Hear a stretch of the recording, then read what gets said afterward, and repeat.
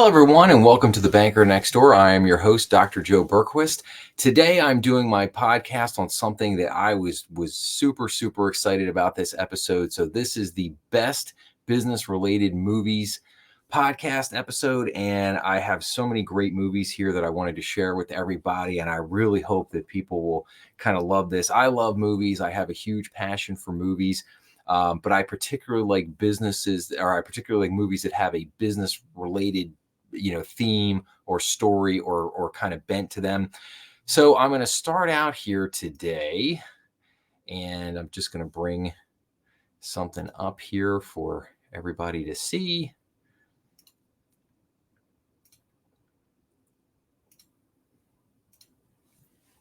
Okay, here we go. All right, so list of best business related movies. So I broke this up into a couple sections, a couple categories. So number one was kind of your classic Wall Street / trading movies. So obviously the number one, I think the all time classic, the all time great, always has to be Wall Street by Oliver Stone, starring Michael Douglas and Charlie Sheen. It is kind of the quintessential Wall Street movie.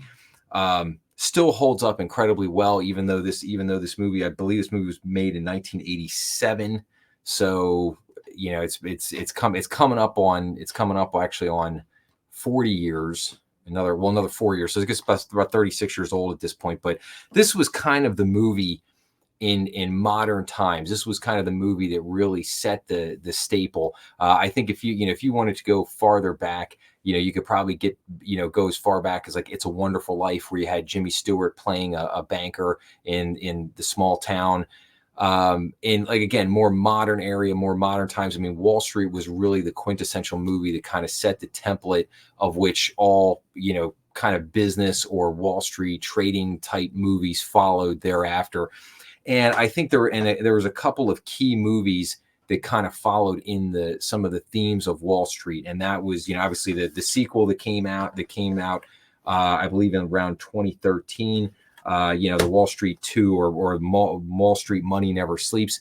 Now, this movie was really focused. It still had Michael Douglas playing Gordon Gekko from the original movie, but this movie was really more based around the kind of the aftermath of the financial crisis. Coming after 07, 08, 09. And I definitely probably not as good as the first one, but it was basically like the first one, only a little bit more modernized. But still some good, still a good movie, because some very good key scenes in there. I loved it. He had a painting on the wall of what was the painting he had on the wall? He had Tulipomania.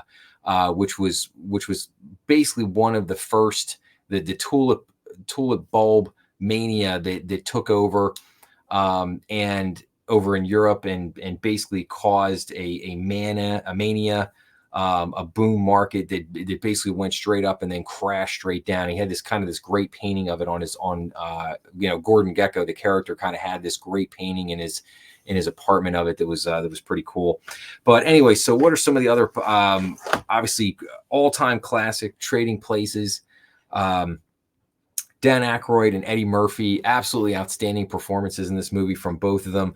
Dan Aykroyd gives an absolutely classic speech to Eddie Murphy at the end, before they're about to go into the trading, about to go into the trading pit at the end, and they're going to try to corner the market to outdo the Duke brothers. It's just very funny, very humorous, a lot of humor in this movie, a lot of great stuff in there. There is a line at the end that I can't really repeat in here, but basically it's like, Mortimer, your brother. And it's like, forget him, get back in there and sell. Which is incredible. So again, all-time classic movie. Absolutely love it. Kind of coming later in the 90s, another movie that has become, I think, kind of a little bit of a cult classic right now is called Boiler Room, which stars a very young Vin Diesel. Giovanni Ribisi is the main character in the movie. And this movie was really great. And what this movie did was it highlighted the concept of a chop shop on Wall Street, basically a fraudulent trading firm that might have been pushing penny stocks or some type of junk bonds or things of that nature. but it captured that essence, kind of the scummier, if you will, trading side of Wall Street, and how these kind of pariahs rather, they'll set up shop, trade for a little while, kind of milk a bunch of people out of their money, and then they'll close up and then move down the street to the next place. So it's a great movie in that sense. It has an absolutely unforgettable scene with Ben Affleck where he comes in and he kind of mirrors the scene of what Alec Baldwin does in Glengarry Glen Ross, and I'll get to that in a minute. But if you haven't seen the movie, I don't want to spoil it for you. But Ben Affleck just has kind of a cameo in this movie, but he basically steals it with the one scene. The scene itself is probably only 5 minutes or 6 minutes, but he gives the sales team a pep talk where he starts out with "act as if." And it's a great classic scene in that. They have a lot of classic, what I would call your kind of classic sales lines. If you've ever worked in a company with a very like an aggressive sales culture, they say things like ABC, always be closing. It was a great catch line that's been around for a long time, but highly recommend Boiler Room if you haven't seen it. Another great movie that came out a few years ago, and I think this movie is actually very underrated. You don't hear many people talking about it. This movie's called Margin Call.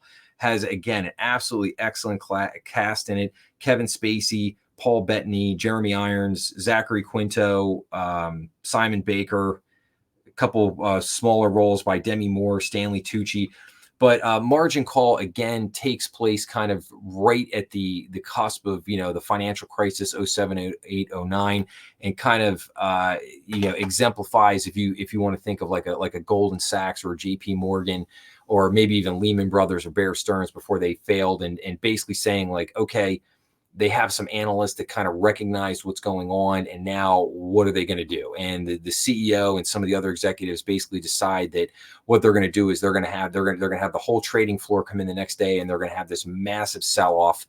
And all of the traders have this big ethical dilemma that they're trying to figure out, like okay, if we do this, basically our careers are going to be ruined. And they kind of, and they go back to management with this. And this is why I think the movie's so good, because it really gets at that ethical and moral dilemma about, what do you do in these situations where, if you're in a very high pressure, high stakes type situation, and your company comes to you and asks you to do something very unethical and just, something that could potentially jeopardize your career down the road, what do you do in that situation? So I think it's a great movie from that perspective. A couple other movies, The Big Short. Big Short, absolutely one of my favorites. I think the magic of this movie is that it takes a very complex subject, again, financial crisis of 07, 08, 09. It takes that subject and it boils it down to a degree that pretty much anyone can understand what's going on. It follows a number of different people through the movie. So you have a number of different stories going on, and they all kind of intersect at a certain point.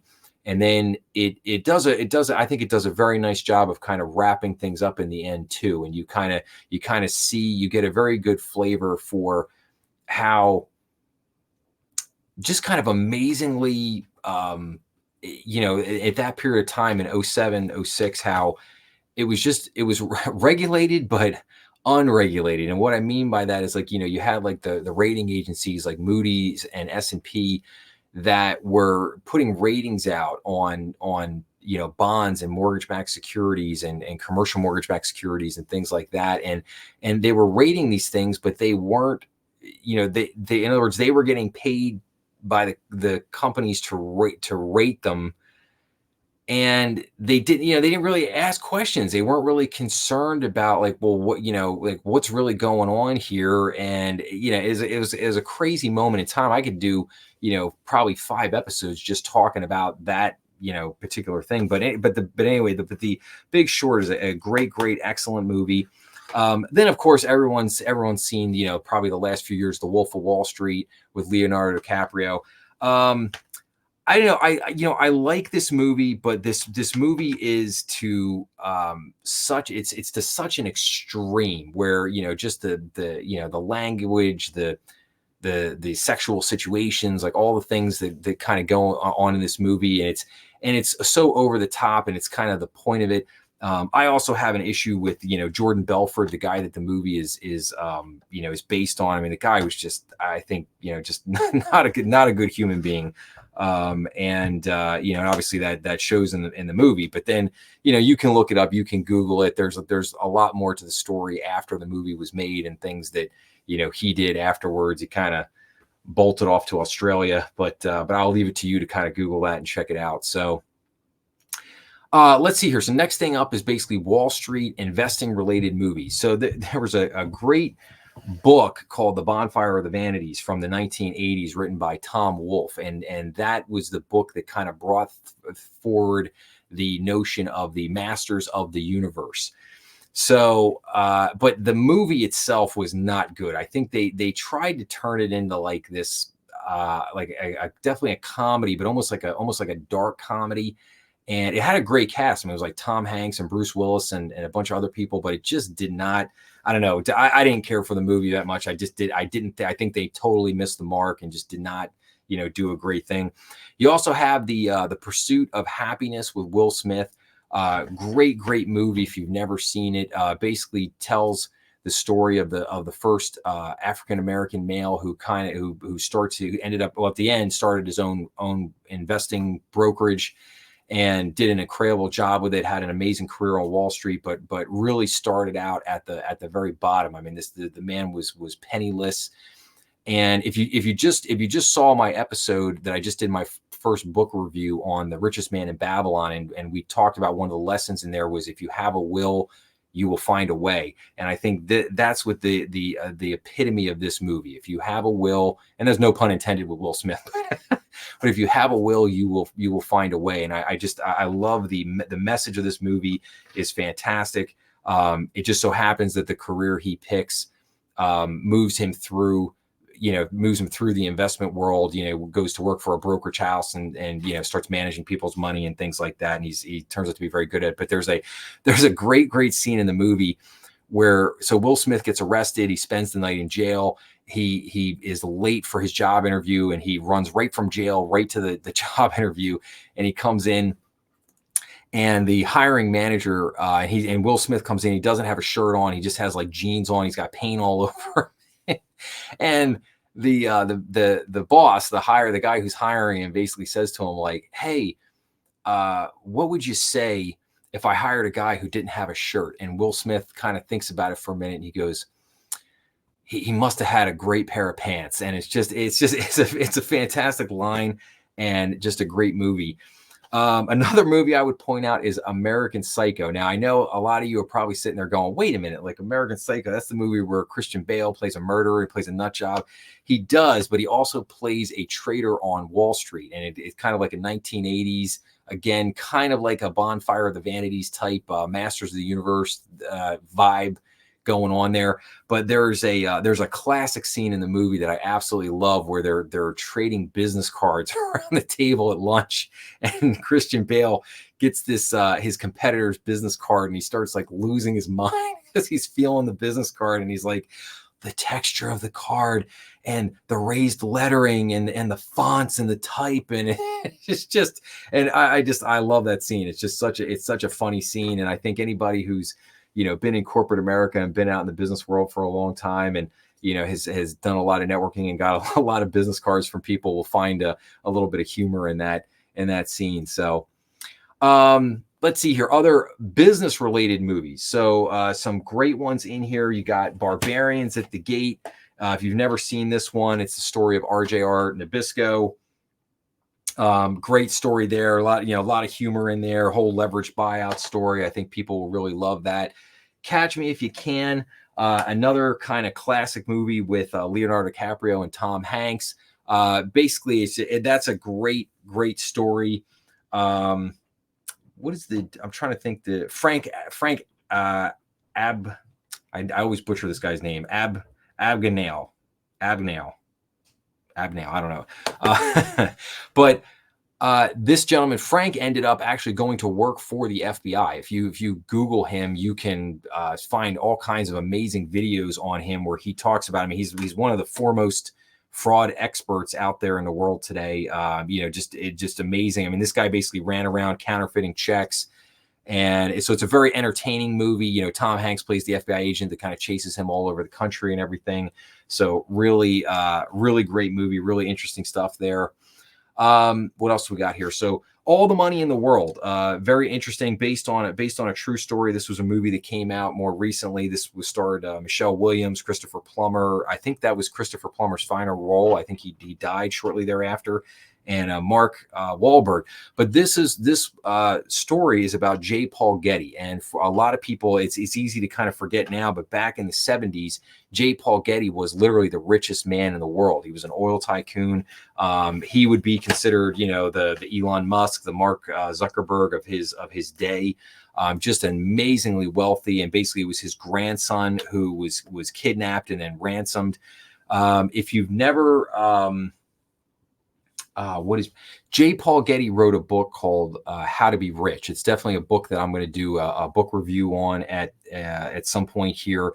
But it's kind of it's a classic business book, just saying how it's one thing. Basically, the theme is it's one thing to be rich or get rich. It's another thing to kind of stay rich.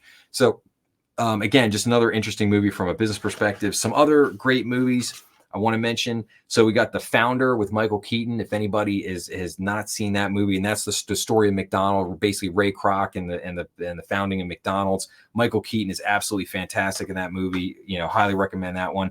A movie that some people probably have not heard of is called Gold. It stars Matthew McConaughey and Bryce Dallas Howard, Edgar Ramirez.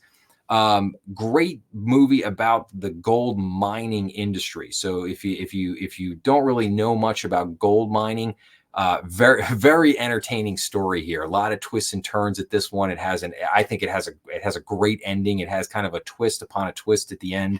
But again, great movie. If you don't, know a whole lot about the gold industry, you want to find something out there. The Social Network. Obviously, the story of Mark Zuckerberg and Facebook there. Again, good movie, very entertaining there. Check that one out. A movie called Driven with Jason Sudeikis, Lee Pace, Judy Greer, and Corey Stoll, all about DeLorean. Very good, very entertaining movie. If you've never heard of the story of John DeLorean, how he founded the DeLorean car company and basically how it all went insanely wrong, and he got caught up in doing a drug deal to try to make money to save the company at the end. So it's a very, very cool, very entertaining movie. Steve Jobs, basically starring Michael Fassbender, Kate Winslet, Seth Rogen, Jeff Daniels.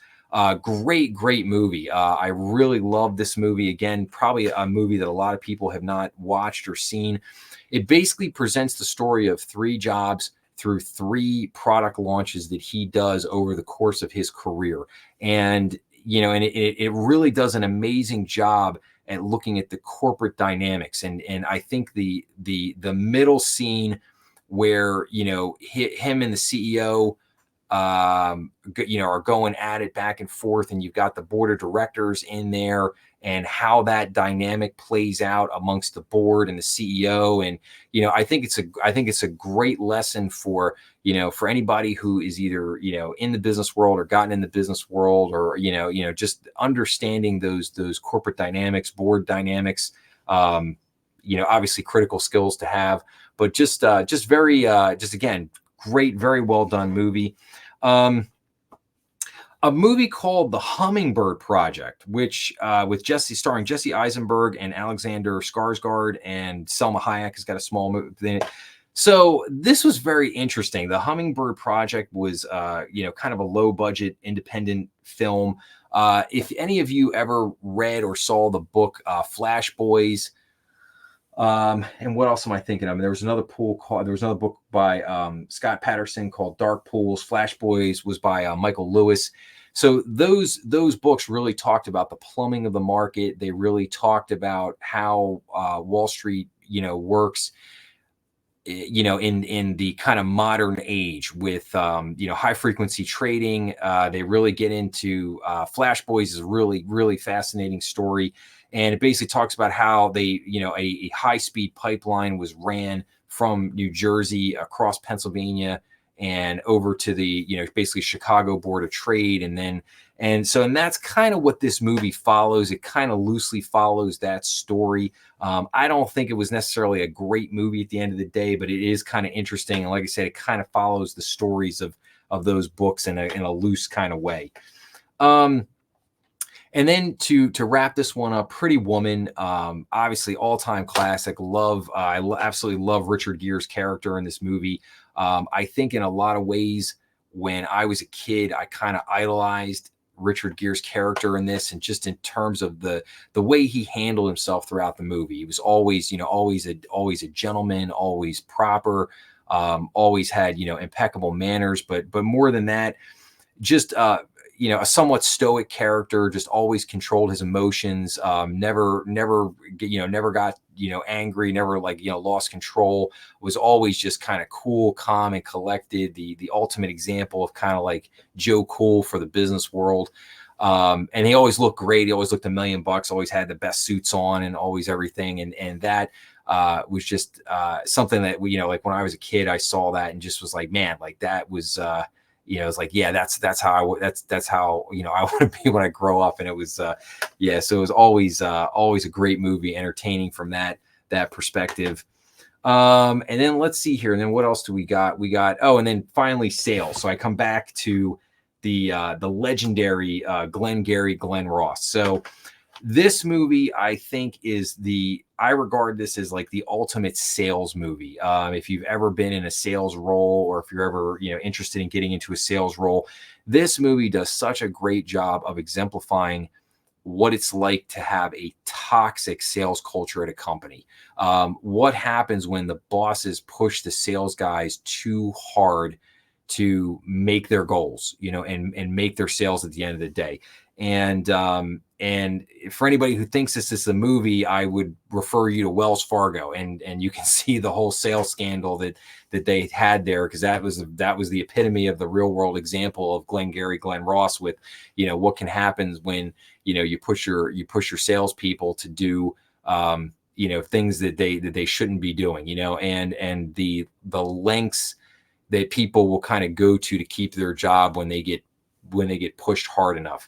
But Glenn Ross, I don't know. I mean, how great of a movie is it at the end of the day? I mean, I might give it like a B rating at the end of the day instead of an A.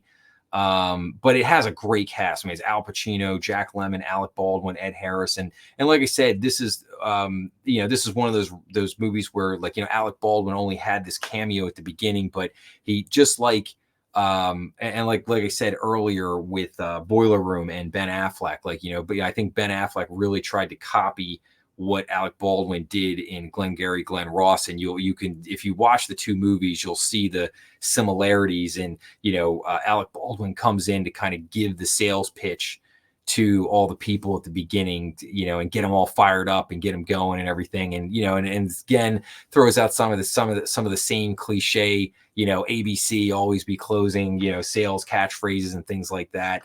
So so that's basically it. So that's my kind of whole breakdown of the list of best business related movies. If you got any, hoping some people will have some good comments on this, whether you agree or disagree.